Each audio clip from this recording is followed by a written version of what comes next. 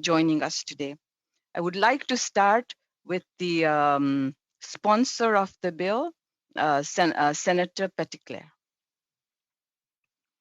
Merci, merci beaucoup, Madame la Présidente. Merci beaucoup, Monsieur le Ministre, d'être avec nous encore une fois aujourd'hui et du temps que vous prenez pour répondre à nos questions.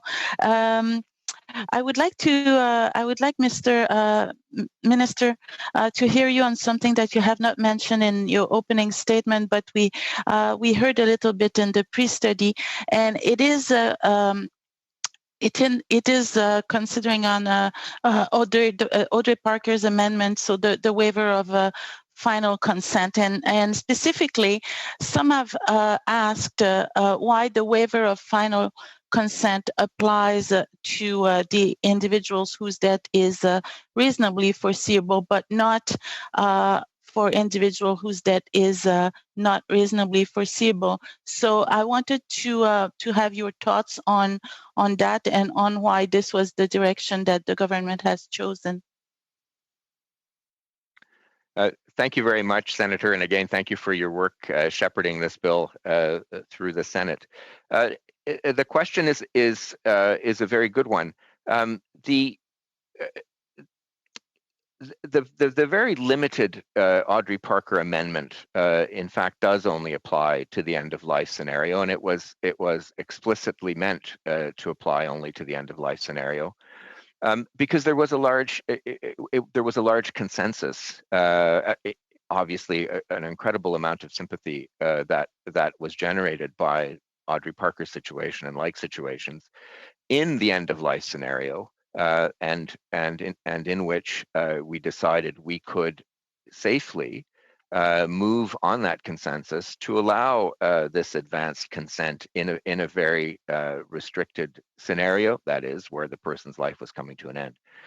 In the non-end of life scenario, this is something that falls more clearly into the larger question of advanced requests. And that is something that has always been envisaged as being part of the parliamentary review. It was one of the other three issues that was raised in 2016 as something that required further review. There are some people who would like to see that kind of power extended well into the future. There are others, particularly in certain kinds of with certain kinds of illnesses, who would not like to see that extended. So that again is something that ought to be looked at much more carefully. Again, we have the work of the CCA in that regard as well. But for the time being, we were simply trying to respond to the Touchon decision on the end of life scenario and incorporate a couple of measures in the end of life scenario where there was a great deal of consensus across Canada, including Audrey Parker's amendment. Merci, Monsieur le Ministre. Do I have another minute, Madam Chair? Yes, you do. Yes, okay. So maybe a quick one on the protection of conscience rights of our practitioner.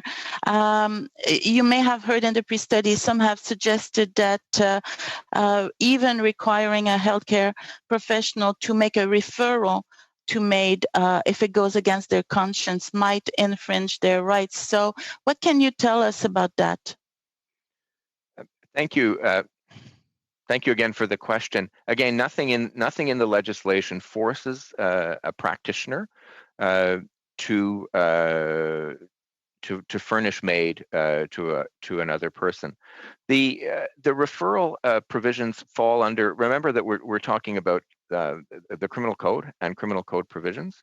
The referral provisions are generally made by the provinces under the auspices of their jurisdictional power over healthcare, and in view of the I suppose the practical requirements and resources available at hand. And so it is true that an Ontario court, the Ontario Court of Appeal, has decided that the lack of a referral would be a barrier to MAID in that jurisdiction. But once again, we feel that the criminal code provision that we have put in place does not force anyone to participate in MAID, and we feel that is sufficient. Merci beaucoup. Thank you.